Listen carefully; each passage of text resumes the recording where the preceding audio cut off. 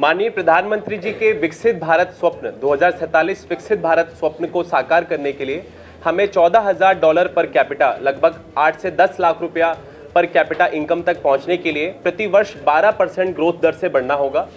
और 12% ग्रोथ दर से बढ़ने के लिए आज ही प्रेस कॉन्फ्रेंस हमने सूरत में रखी कि कौन कौन सी ऐसी परियोजनाएं हैं, कौन कौन सी ऐसी राष्ट्रीय परियोजनाएं हैं जिनके सफलतापूर्वक और समयांतर्गत क्रियान्वयन से हम माननीय प्रधानमंत्री जी के लक्ष्य को प्राप्त करने में माननीय प्रधानमंत्री जी की मदद कर सकते हैं। जिसमें उदाहरण स्वरूप अगर गुजरात की पार तापी नर्मदा जो प्रोजेक्ट है, जिसमें करीब 1.5 लाख करोड़ लीटर पानी जो अरब सागर में व्यर्थ चला जा रहा है,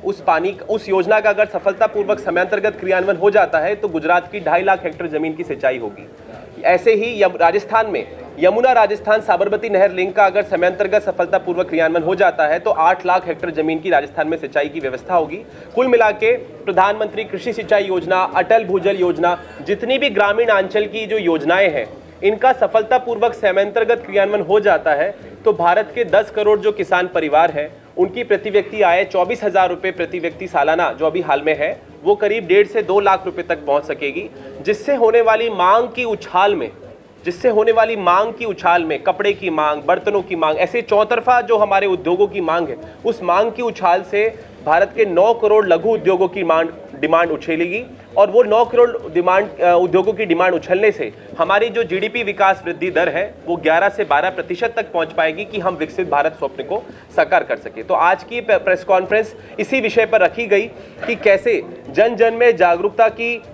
कमी की वजह से आज हमारी योजनाएं विलंबित हैं और जन जन में जागरण का प्रसार करके ही हम अपनी योजना का सफलतापूर्वक समयांतर्गत क्रियान्वयन कर सकते हैं। चाहे वो परमाणु ऊर्जा मीठी विड़दी गुजरात का पावर प्लांट हो, जो क्षेत्रीय जन विरोध के कारण हमारा पूरे गुजरात को जो बिजली देने वाला था और एक स्वच्छ और हरित बिजली गुजरात को देता, वो क्षेत्रीय जन विरोध के कारण उस प्लांट की स्थापना कोवाड़ा आंध्र प्रदेश में करनी पड़ी। तो ऐसे सब उदाहरण जो हम 10 से 12 साल से गुजरात की भूमि में और राजस्थान की भूमि में देख रहे हैं, उन उदाहरण को देखते हुए हम भारत के 80 करोड़ जो ग्रामीण जन हैं उनमें योजनाओं को पहुंचाएं कि कैसे विकसित भारत स्वप्न को साकार करने के लिए, जैसे स्वच्छ भारत मिशन साकार हुआ, जैसे श्वेत क्रांति साकार हुई, ऐसे ही आत्मनिर्भर गांव से ही बनेगा विकसित भारत, ये क्रांति हम साकार कर सके। और इसी के लिए आईआईटी खड़गपुर से पास आउट, भारत सरकार में पूर्व सलाहकार रहा, हाल ही में सर्वश्रेष्ठ ग्रामीण विकास पहल अवार्ड से सम्मानित,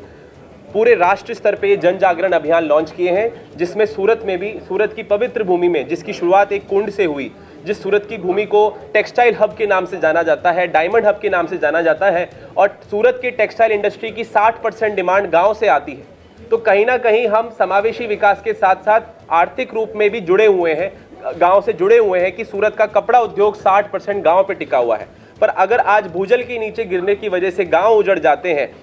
बिजली की कमी की वजह से गांव में पलायन हो जाता है और समाज में अराजकता फैलती है, तो उसका कहीं ना कहीं वो भार हम सूरत वासियों पर भी आता है। इसलिए सूरत जो हर देश की हर अग्रणी चीज़ में अग्रणी रहा है, आगे रहा है, और सूरत के जो माननीय गण हैं जैसे साबजी भाई ढोलकिया साहब, गोविंद भाई ढोलकिया साहब, लवजी भाई बादशाह, श्रीमान सावरमल भुदिया जी, ऐसे कई जो माननीय गण हैं, मैं उनका आभार व्यक्त करना चाहता हूं कि उन्होंने सूरत की भूमि में मुझे आने का मौका दिया और सूरत की जनता तक ये विचार पहुंचाने का मौका दिया। और हम जैसे आईआईटीएन, अगर आप जैसे मीडिया का इस तरीके से सहयोग मिले तो अपनी कुर्बानी देने के लिए भी तैयार।